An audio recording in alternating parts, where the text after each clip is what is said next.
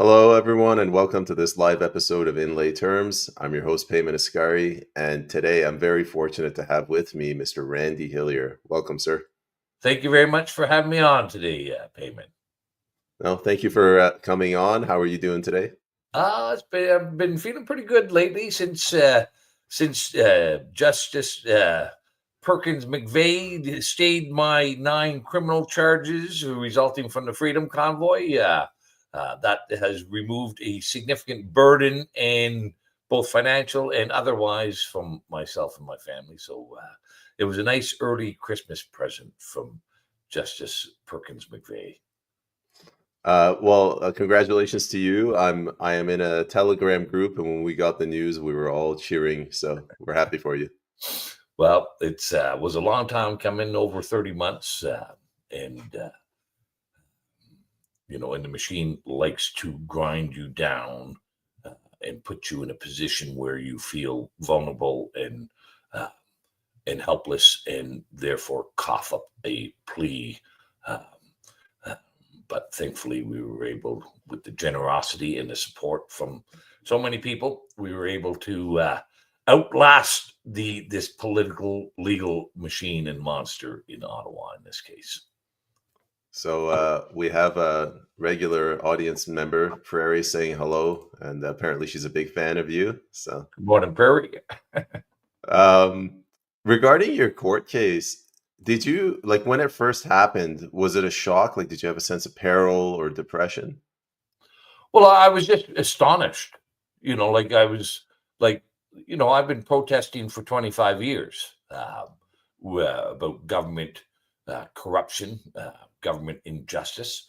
Uh, and, this is the first time I had ever faced criminal charges and payment. You might not be aware of my background, but, you know, uh, when I started the Lanark Landowners Association quite some many years ago, before I got into elected office, uh, we closed down many government buildings with tractors and hay bales and various things. And we closed down Wellington Street a couple of times back in 2004 and 2005, uh, closed down Queen's Park for a day in 2005. Uh, so I had done many protests before. They were always peaceful. They were always uh, nonviolent. Uh, yeah, I was completely astonished that this time around um, I would face 9 criminal charges, uh, and the degree of fabricating evidence to appear that to make the charges appear justified was uh, a very um, dishonest and an abuse of the legal system. So yeah, I was um, um, very, very astonished. So I have a few follow-up questions if it's okay. Yeah. Um, the first one, you mentioned you've blocked off Wellington Street and some buildings. Right now, there's this push, if it hasn't already happened, to label anything blocking critical infrastructure as terrorism. I don't know how it's worded, but that's essentially like, when did that change happen? Well, they've always had, our law enforcement is always predicated and premised on, um, uh, a foundational aspect that we have the right to peacefully assemble. We have a fundamental right to protest and express our dissatisfaction with government and their policies. Um, they've had, uh, now they're just taking a very, very narrow view of that, uh, those fundamental rights of peaceful assembly and protesting, and a very subjective view as well. Um, as we've seen, a host of other protests, um, the Khalistanis and the Hindus, uh, the anti-NATO or in the Hamas, Palestine, Israel protests, um, they're not um, being uh, they're treated very much differently um, as as the Freedom Convoy protest was treated. But that's also, during COVID, I also received 25 provincial offense charges, each one at $100,000 maximum penalty each, for hosting no more lockdown rallies or being involved in no more lockdown rallies. And um, but at the same time, there was BLM protests and there were indigenous protests, um, who were all breaking the same law, the the stay-at-home orders and the limits on gatherings. So governments have been and law enforcement are taking a much harsher view on those who are protesting our government, rather than those who are protesting other governments, um, and those who are protesting in advance of left wing uh, uh, destructive policies. They're okay. So, you know, that's, and we keep refining this law now with the critical infrastructure. I think that first came out um, in Ontario uh, with the Windsor protest that coincided with the Freedom Convoy protest. Um, but it's, you know, people have to remember the laws are written down, and the words have meaning, but uh, there's clearly a culture in law enforcement and a culture in the courts, that they ought to be uh, the strong arm of the government narrative, rather than the um, independent and unbiased enforcement of the rule of law. You know, that's I think that's a critical change in our culture in my lifetime. When did that change happen? The transition in the courts. Well, I think it's just been a very, very slow, steady, and incremental drip of erosion. Yeah. Societies don't generally have cataclysmic tsunamis of change. Society, like Canadian society, we've got 40 million people here. Um, yeah, to change a society takes a long time. It's best to think of it as like, the largest luxury ocean liner or freighter in the world. Um, it doesn't turn quickly. Um, and the society is the ship of state is much, much larger than any ocean going vessel. Uh, so to, you know, to move it, even a D or a degree or two deviation from its course, um, it takes time to do. And it's done so gradually that most people uh, can't understand that the course is being deviated at all. That was a comprehensive answer. So my second question was, you mentioned they fabricated evidence. Can you give us an example of how they did that? I want to be a little bit cautious and on that at the moment. There's still another 2 weeks where the Crown could potentially uh, appeal the charges being stayed. Uh, so I think I'm going to just uh, pivot off that question, and wait till a couple of weeks before I get into further details. No, that's fair. Better play it safe. Sorry about that. I didn't know. I thought it was fully over. Well, it's very unlikely that the Crown will appeal the decision. It's a pretty solid decision, and there's a few other factors, but um, nobody should trust the Crown these days. Let me ask you. a personal or a human question. Has this affected your credibility in the community? Have your longtime friends just distanced themselves from you? Well, I don't think it's affected, um, you know, the criminal charges were that was one of the main thrusts and one of the main objectives of charging me criminally, was, uh, first off, to keep me silent and quiet because I had a significant number of restrictions on what I was allowed to say and who I was allowed to talk to, as well as prohibitions on me entering Ottawa unless I gave the Ottawa police 48 hours notice that I was coming there. Uh, and, you know, all those things bundled all up, to keep me silent, to cause me significant financial pain, uh, but also to attempt to tarnish and discredit my reputation. There's no question that that was a key objective of these charges as well. Uh, but I'm used to uh, being called all kinds of names over the years, yeah, and you know, um, you know, that's just the way it goes.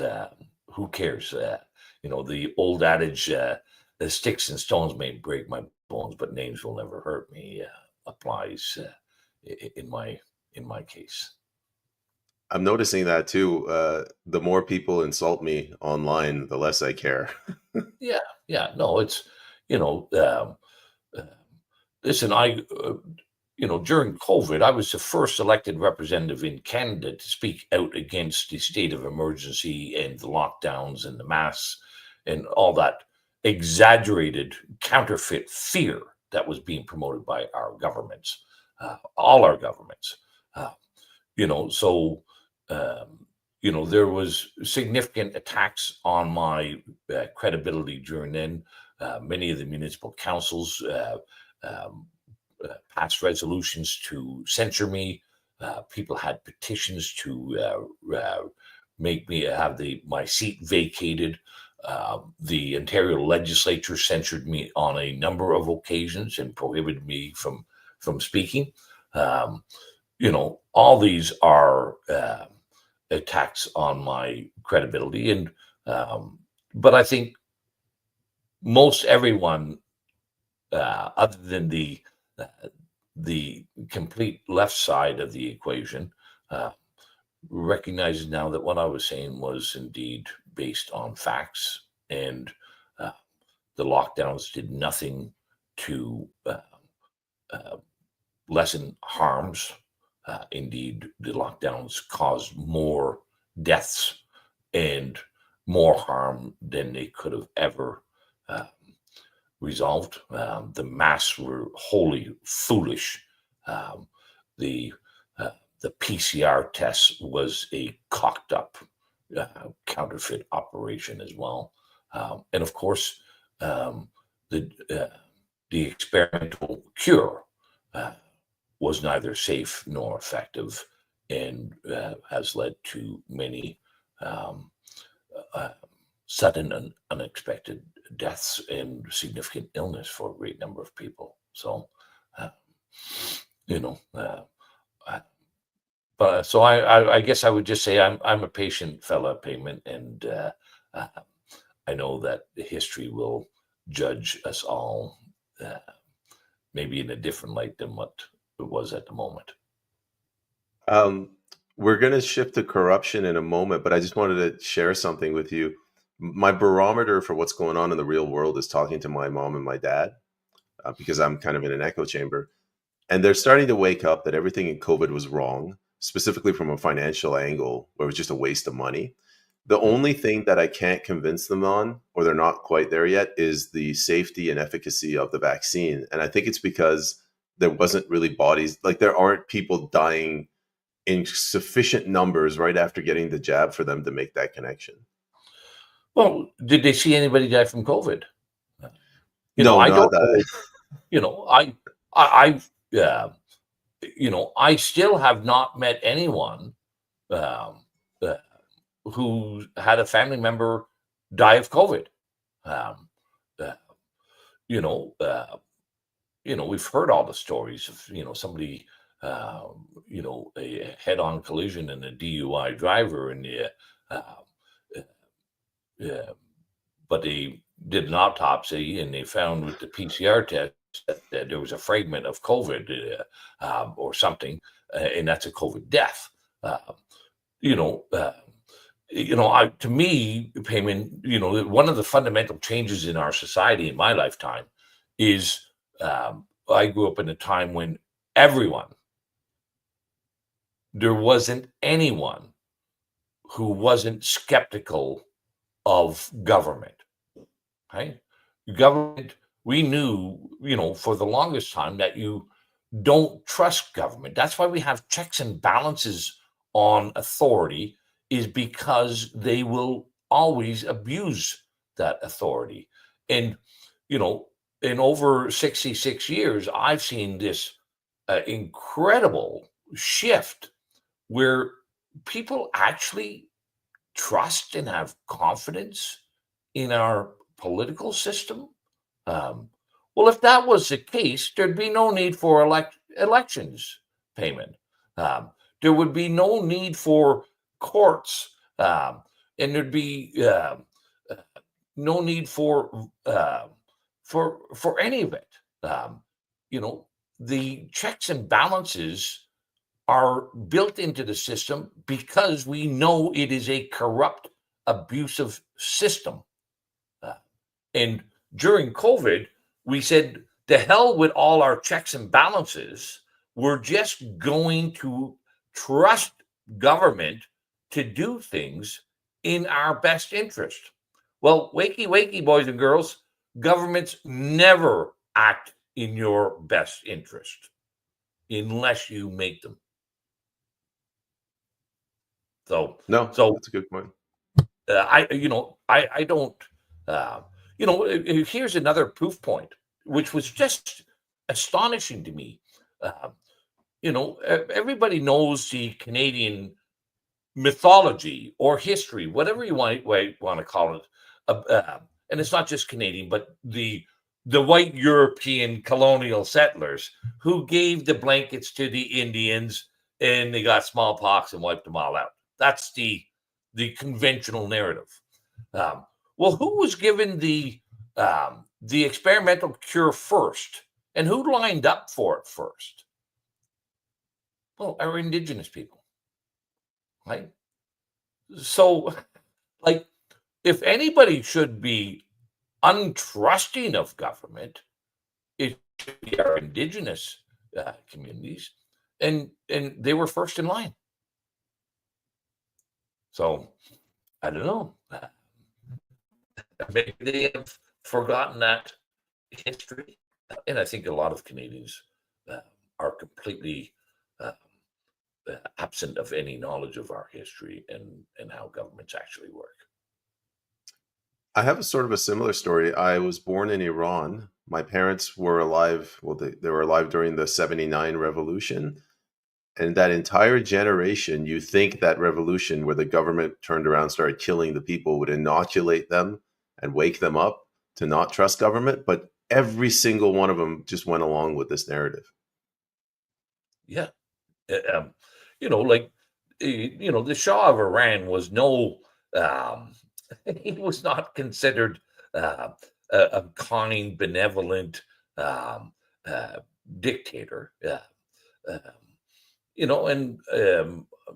and what replaced him, I don't think was kind, benevolent dictator either. Um, like, you got rid of one. What was the name of the secret police in the Iranian Shah's Iran? Savage? Yeah, and like there was torture chambers, there was people being pulled off the streets. So yeah, have a revolution. Good for you. Um, but don't just replace one dictator with another dictator. And that seems to be like what we're heading to in Canada again, changing out one puppet for another puppet and thinking that um, life is going to be better with a different puppet in the chair.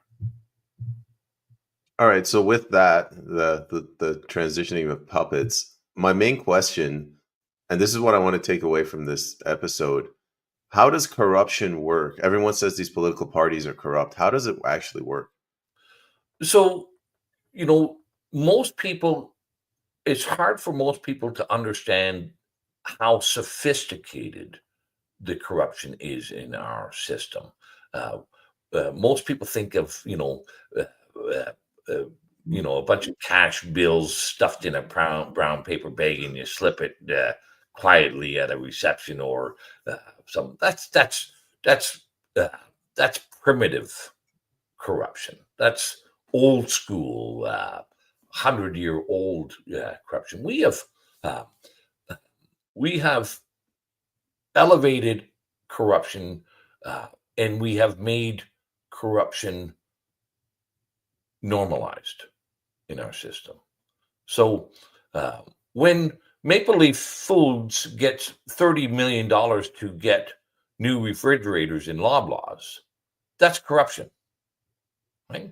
Um, when SNC Lavalin gets a deferred prosecution, even though that they had violated the laws and had uh, scoffed off with hundreds of millions of dollars, um, they get a deferred prosecution. They don't get to be penalized.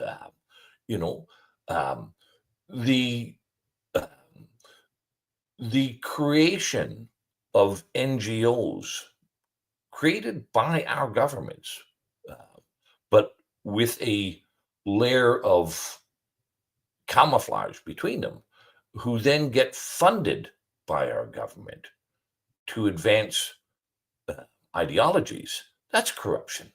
Uh, Here in Ontario, we saw um, Doug Ford change the zoning bylaws, the zoning laws on a couple of thousand acres, which resulted in a windfall profit of about $8.5 billion for a few developers. That's corruption.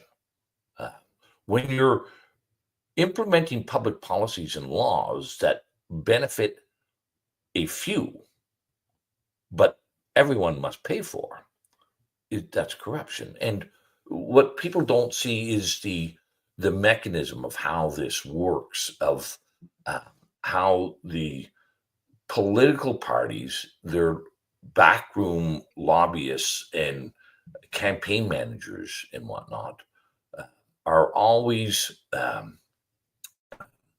engaged with the money people uh, to make sure that the money is flowing both into the political party and flowing into the pockets of the lobbyists and the campaign managers and the backroom people, uh, um, who then are instrumental in ensuring the political party advances those policies, those legislations, regulations that benefit the people that are funneling the money through.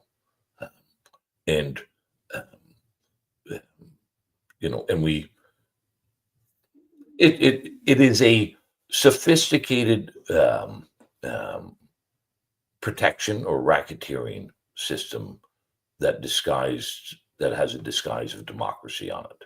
And every 4 years, we legitimize that sophisticated racketeering and protection system. Well, let's follow the money. Federally, only citizens can donate to political parties or candidates, and it's limited to $1,725. How do billionaires and corporations get around that? Well, it's very simple. One of the main uh, vehicles for doing that is, let's say, I own uh, McCarthy Tetro Hillier legal firm. Uh, Now, that firm doesn't actually exist, but if McCarthy Tetro Hillier has 1,000 lawyers in that firm, and the partners send a note down, it would be really beneficial uh, for our firm uh, if the conservatives get in power. Uh, we'll get more contracts. We'll get favored treatment by the Conservative Party, or it could be the Liberals. It doesn't matter. Um, uh, so, why don't you guys all contribute the maximum? Right. That's how SNC uh, Lavalin got caught, and they got caught because they did that with their engineers, and then they reimbursed the engineers afterwards. Um, uh, so that's one simple way.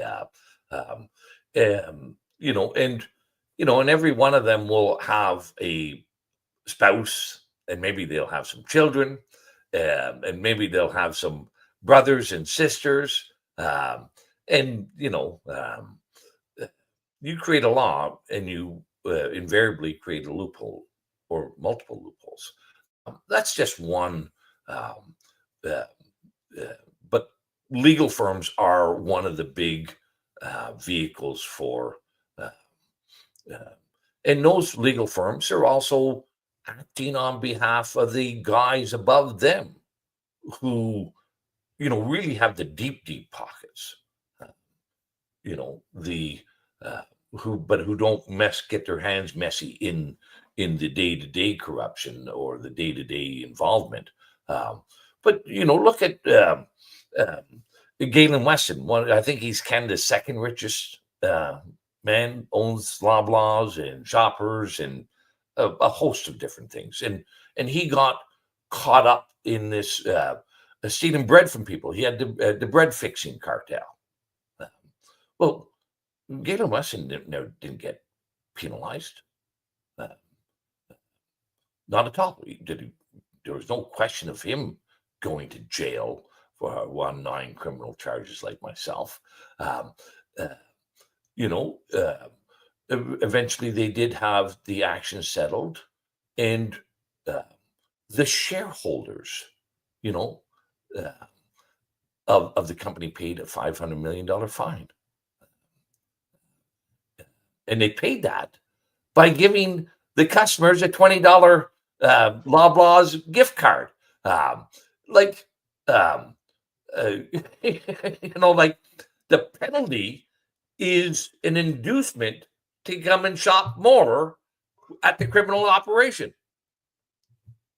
Like, um, but so the legal firms are also acting out on behalf of people like Galen Weston.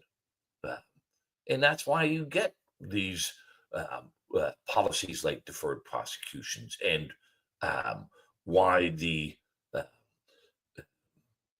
uh, nobody at the top ever gets touched in our system. Look, we saw the greatest level of censorship ever applied on Canadians in my lifetime, and I believe in history, during COVID. Uh, Great, there's the evidence of that is beyond, um, it's irrefutable. Uh, the Canada's richest man controls uh, just about all our news media. David Thompson, Lord Thompson of Beaverbrook. Um, he owns Thomson Reuters. Uh, has anybody talked about going after him for the censorship in all his papers and all his media publications? And he's not just in Canada. He owns Reuters, the international news service, who happened to also be hired to be the fact checker. You've seen those. All the social media applications had Reuters as the fact checkers, and he's Canada's richest fella. But that's how the corruption. We don't even. We think this is most Canadians think this is just the way the system works, and or don't even think about it. But it is the way the system works. The people with the greatest amounts of money, uh, the political machine works for them, not you and I. So I want to do a sort of like a logical experiment. If I created the Payments Party of Canada and you're an MP and you get elected, what would stop you from raising this issue with this Reuters guy and the Loblaw CEO in Parliament? Well, if legally nothing, just like right now, there is nothing legally preventing any one of the 338 members of our House of Commons to raise the matter of uh, who is uh, uh, who is the are these alleged 11 uh, foreign interference or uh, uh, members. There's nothing in law that prevents that. However, you'd have to take a step back, a couple steps back, maybe. Um, um, Most people who get elected into office have very little knowledge of the system. Um, they're nice guys, they're friendly guys and girls. Um, they may have a big heart, they may be very sincere and genuine, uh, but they don't have very much knowledge. Uh, and they go into a brand new environment, this political environment that is very alien and very foreign to how most people generally conduct their lives, um, and um, and they're beholden to the party to learn what they're supposed to do. Right? That's who is instructing and educating them on how and what they are supposed to do.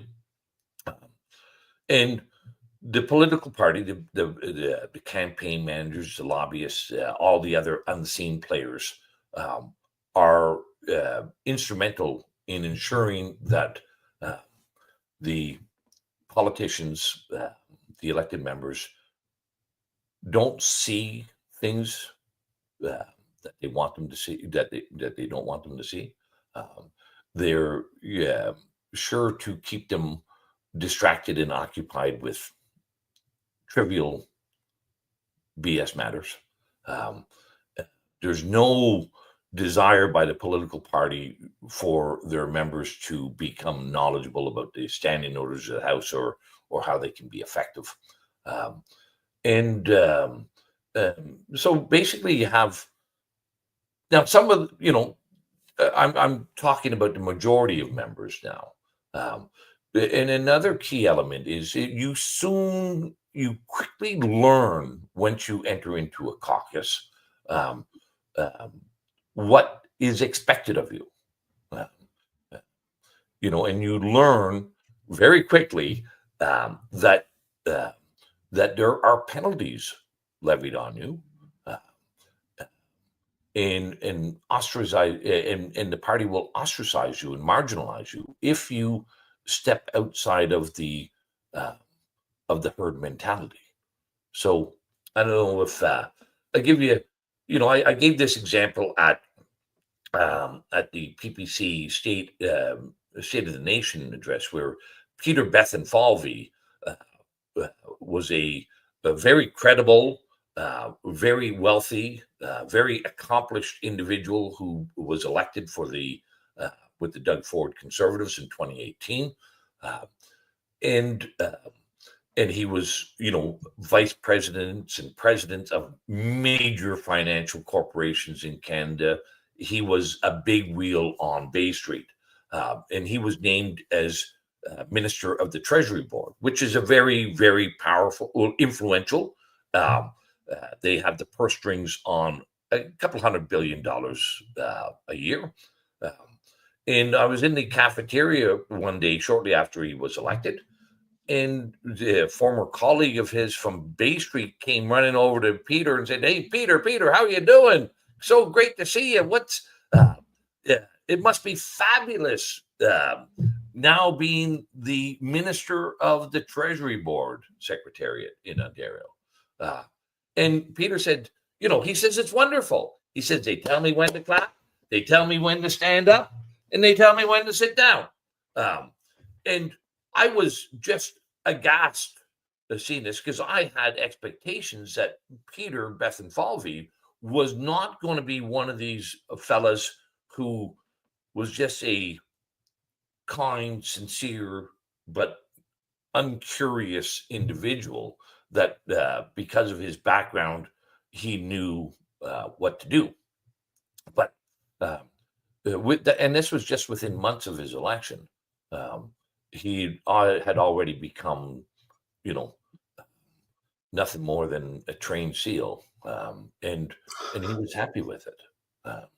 So, you know, uh, when I spoke out against the corruption in my party, it always came with a price and a cost. Um, when because I would, you know, my specialty was revealing corruption within the Liberal Party, but there was enough of it in the Conservative Party that I'd often spoke out about it as well. Uh, and I would be removed from committee chairs. I'd be sent from the first row to the back row. They'd limit or prevent or preclude me from having any speaking time at all in the House. Um, uh, and and you become ostracized from your colleagues, and they say nasty little things like, Randy's not a team player because he asked about this suspicious looking activity that we're doing. Um, and so all the caucus members learn very quickly on that just do as you're told, and you won't have any uh, penalties levied against you, and that is your path to the upper ranks where you become even more of a trained SEAL. So it kind of sound like this concept of a political party.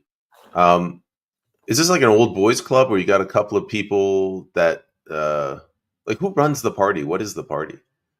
Well, the party is the people that you don't see. Uh, uh, you know the uh, the elected members and stuff are. I've done a few shows on this about how um, the establishment political parties rig the nominations and preclude any mavericks or any independent thinkers uh, uh, from the nomination process. Um, those things are all decided by the real players.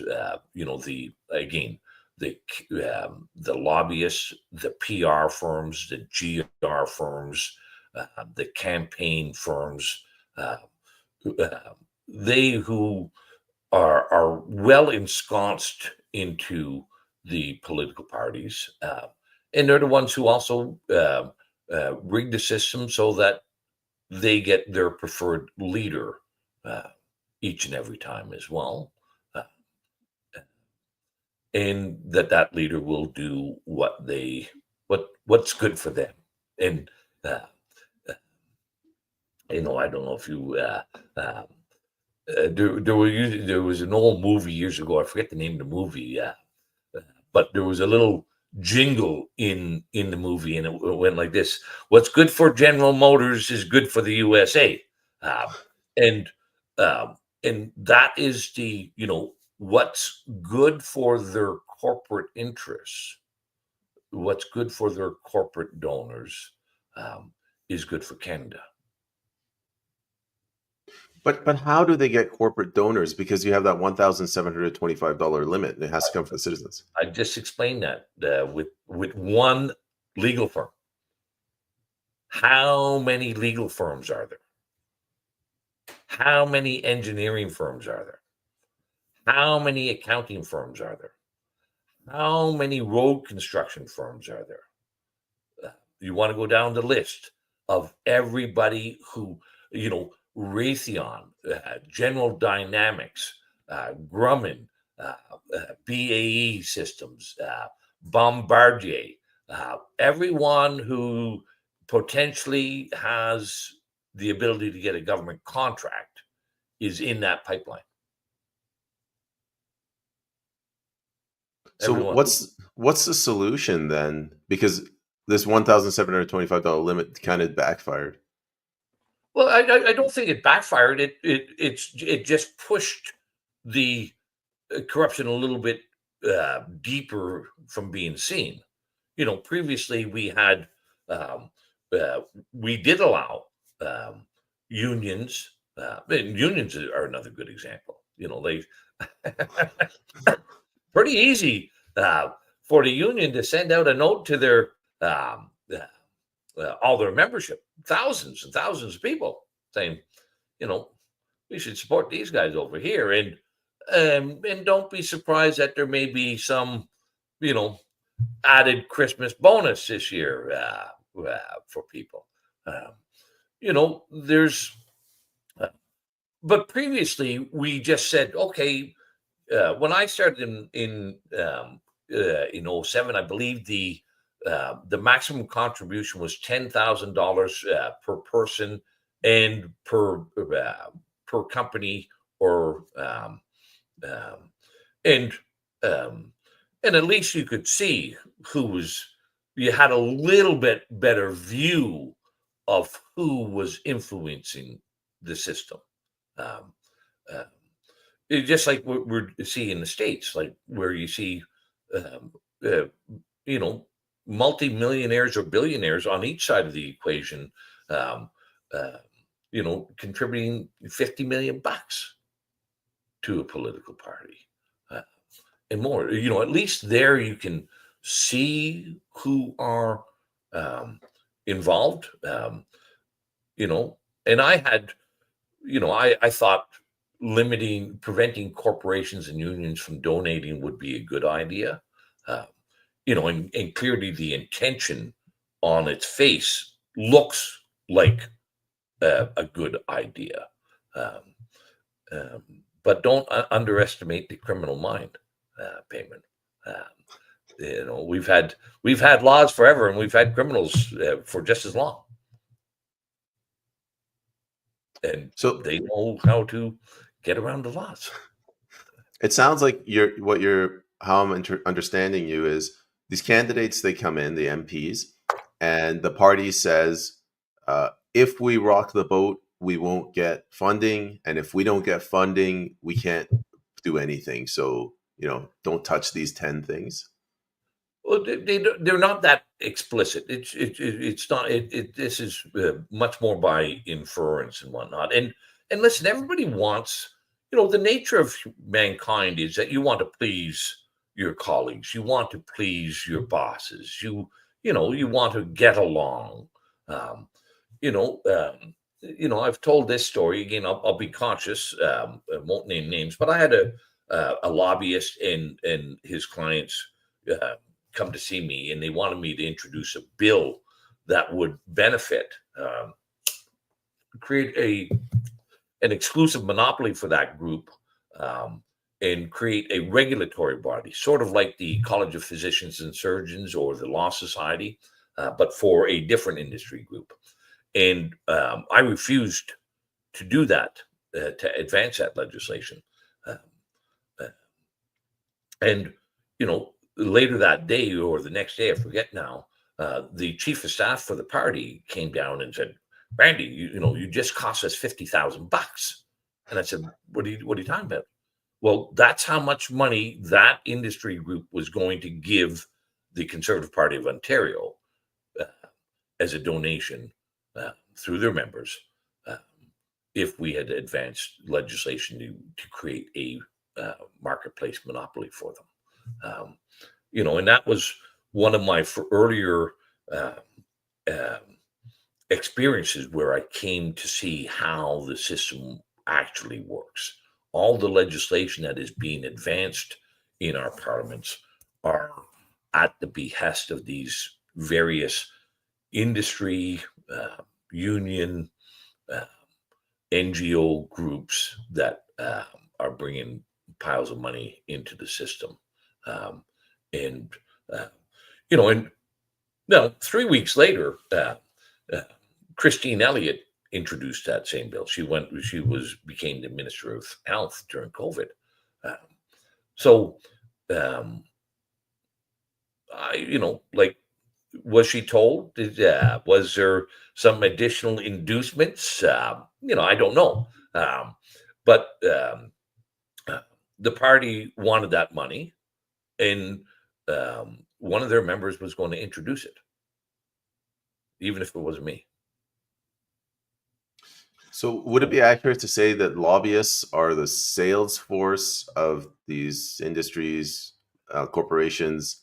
They're selling you their vote, and you have to buy it with their donations. Yeah, well, they're an intermediary. They're doing the bidding of the money above them, right? Uh, and and taking a healthy cut in commission on it.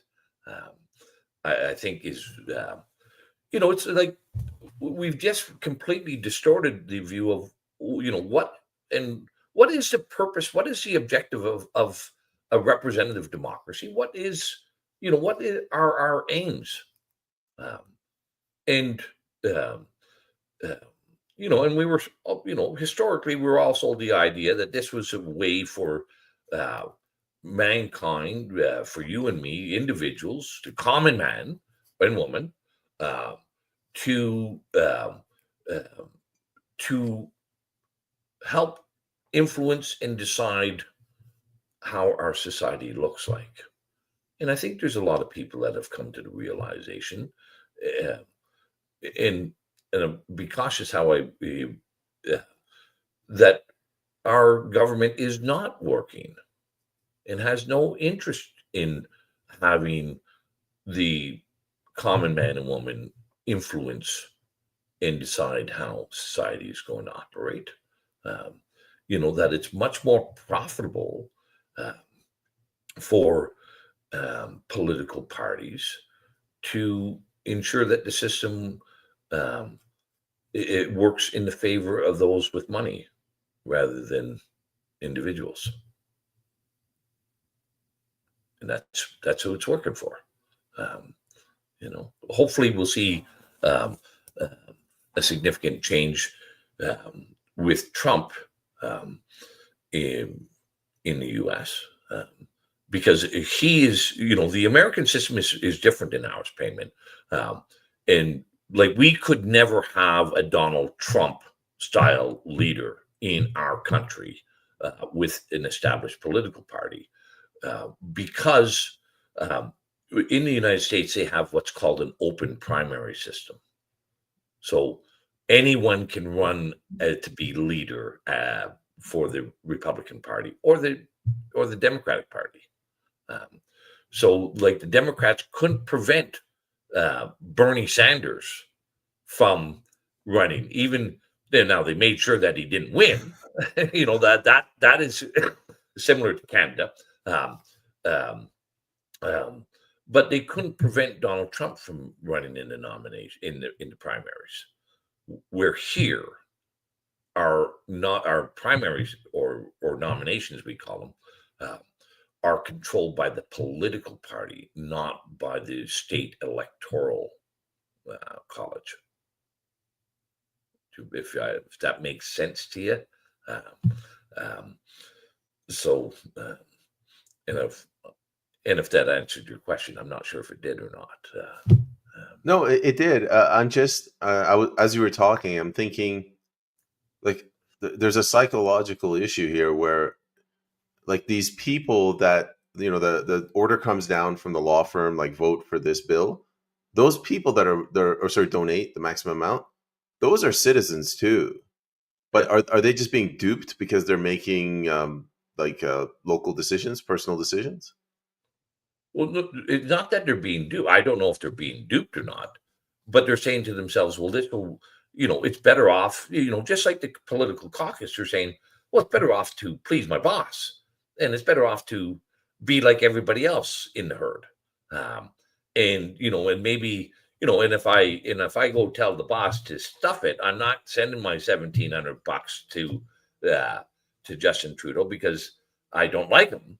Well, chances are he'd probably say to himself, well, that may not endear me to my boss, and maybe my career advancement is going to be limited by having principles and expressing them. I think that should be obvious. So uh, I think they're just saying, okay, this is what in this interest, in this is what the partnership, the caucus of lawyers wants. Um, uh, um, and I should go along with it. And my career will be better off, and I'll keep my employment secured and my advancement secured. And they probably don't even know who the law firm is acting on behalf of. The law firm would be acting in their interest, but also probably because Galen or David Thompson or somebody else um, said, here's a bundle. We want the conservatives in this time, or we want Justin in this time, because you know um, we're expecting to do something. Uh, and Okay. So the law firm says, you know, let's do a favor for our clients who are giving us all this money. It's you're focusing on things like law firms, engineering firms. Is there any specific industry that you see this more than others, or is there ones that are not evil? Well, this is the nature of the beast. Any industry that is regulated by our government is part of the problem. So the banks are a great provider of funding as well. Uh, um, and they'll often do it through their legal firms as well. But yeah, uh, here, like one of the most lucrative, one of the ministries that is often overlooked, but it is really important in the political caucus, is the Ministry of Transportation. Just because of the size and the number of road construction contracts that are put out. So take a look at how many um, road construction firms there are where you live, and look at how many employees that they have. I've got one of the bigger ones in Lanark County is just a few miles from me, um, and they have about 800 employees, and their lifeblood is government contracts, municipal roads, county roads, provincial highways. Yeah. So, uh, is it important for them to uh, have influence and access to, um, and maybe improve their standing on getting contracts? Yeah, it is, and it's worth spending a lot of money to make sure. What about this? This is something that I've thought about. Not like non-monetary contributions. The perfect example would be the media. Is that illegal?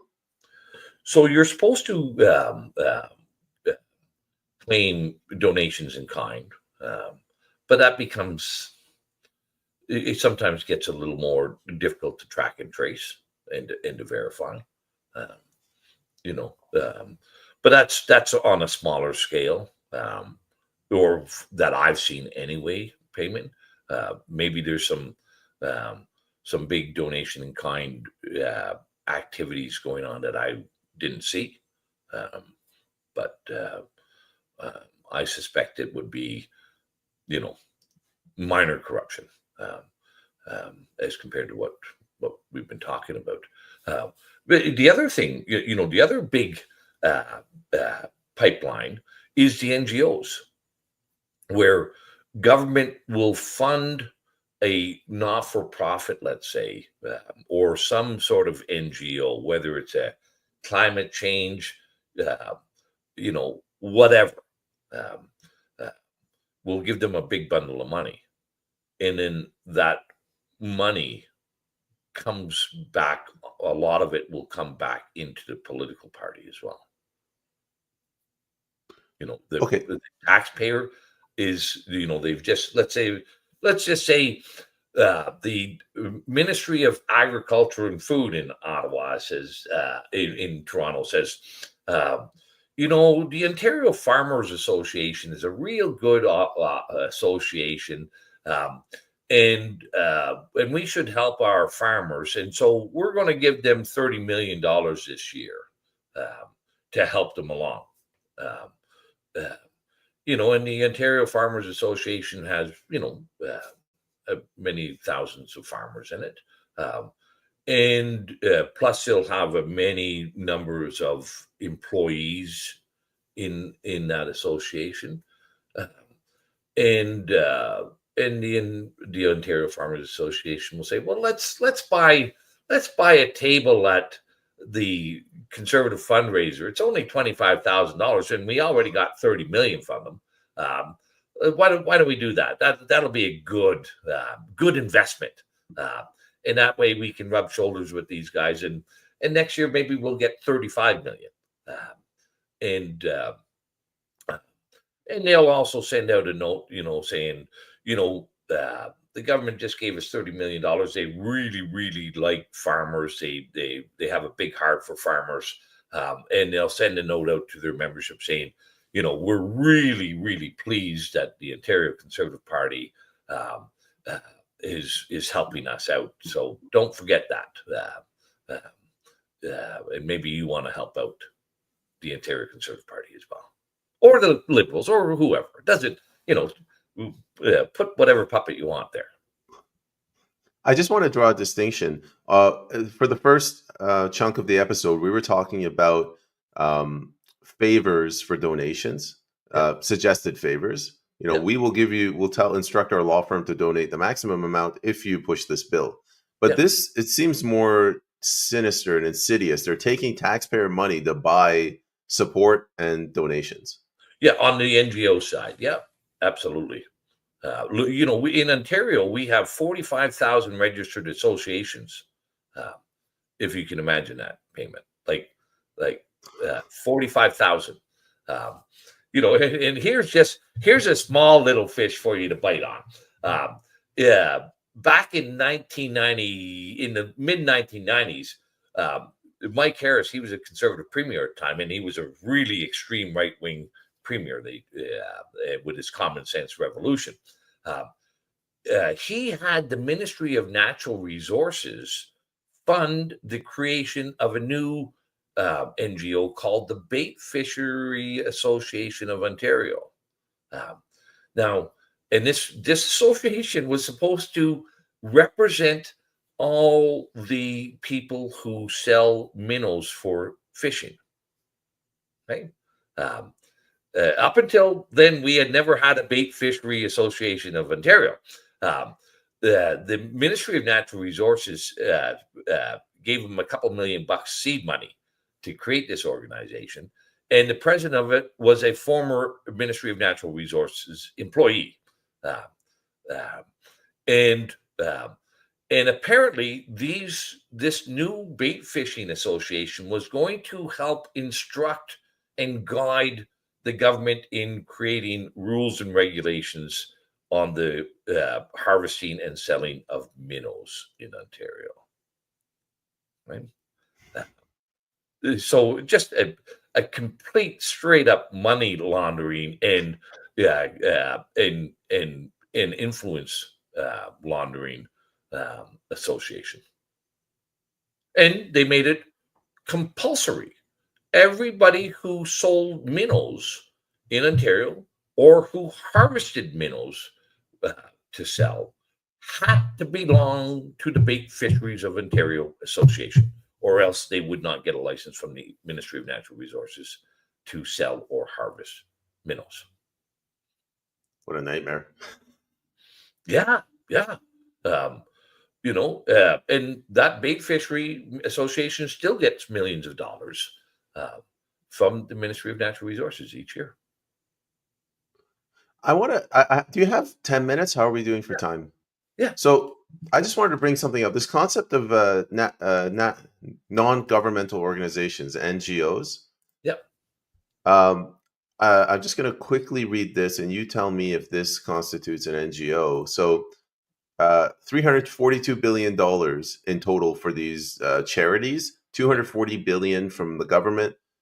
Surprisingly, only 12 billion federally. 216 billion to charities from the provincial governments. Yeah. Um, is every dollar of that goes to charity? When we say charity, that's what we mean by NGO. Well, it could be.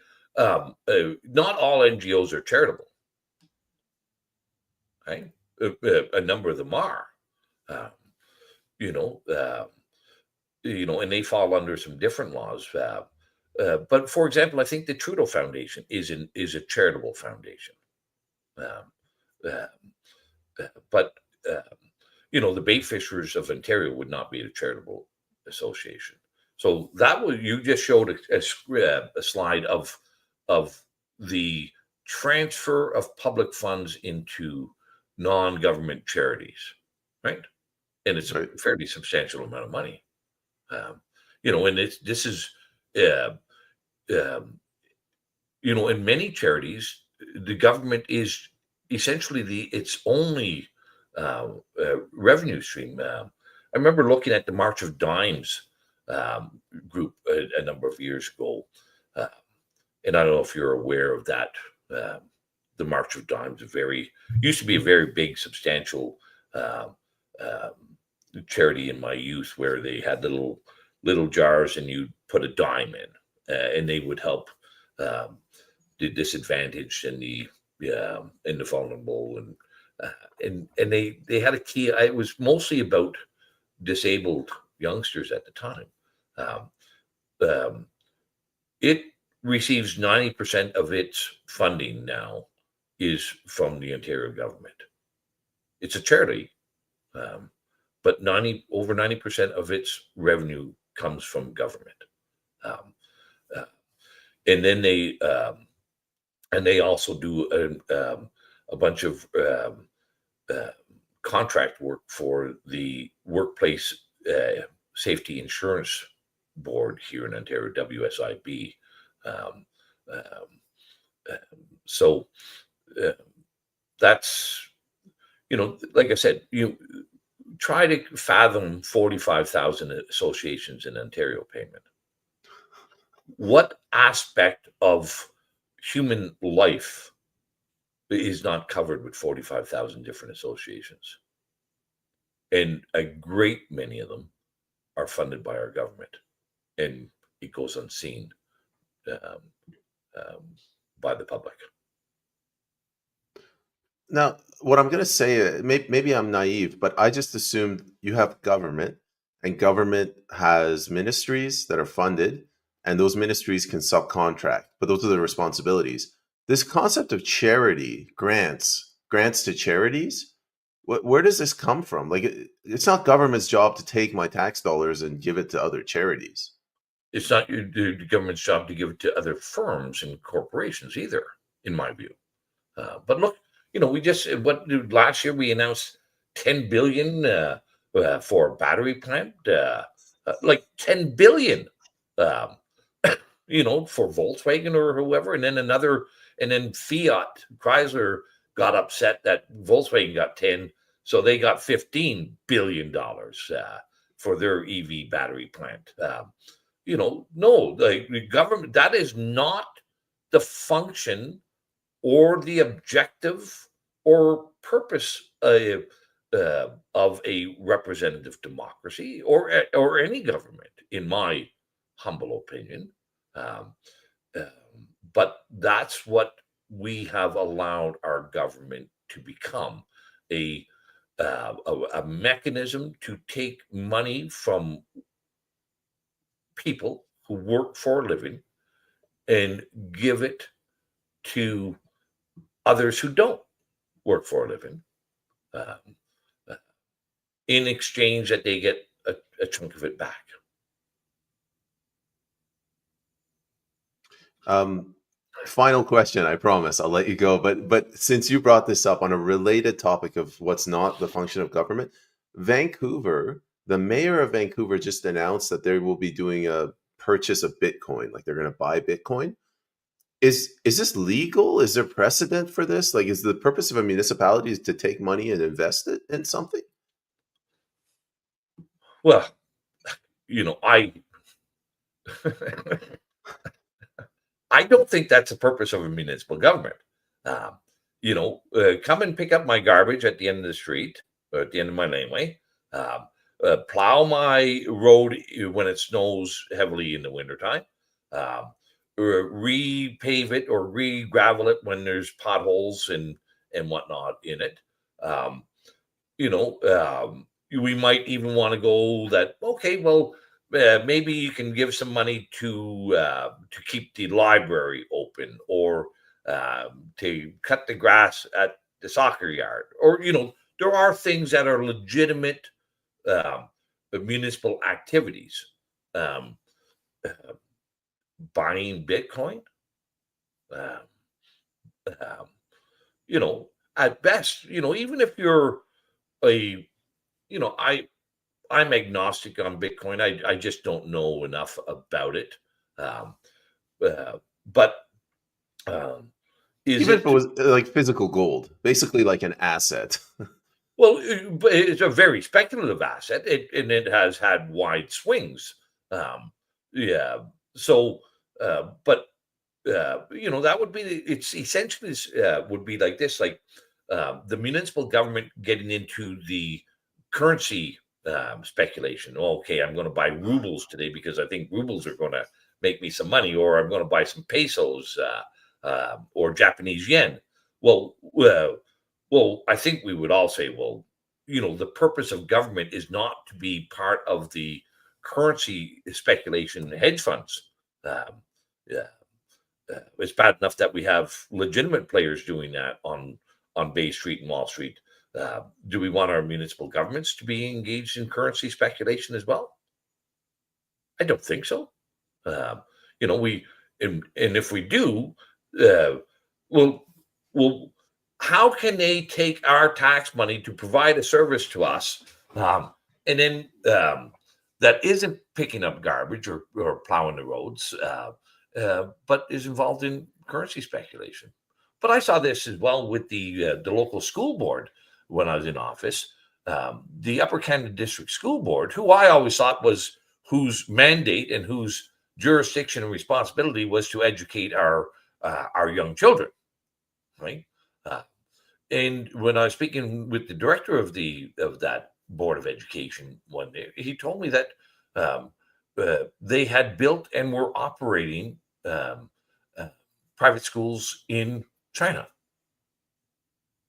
Yeah, and I said, "What? What?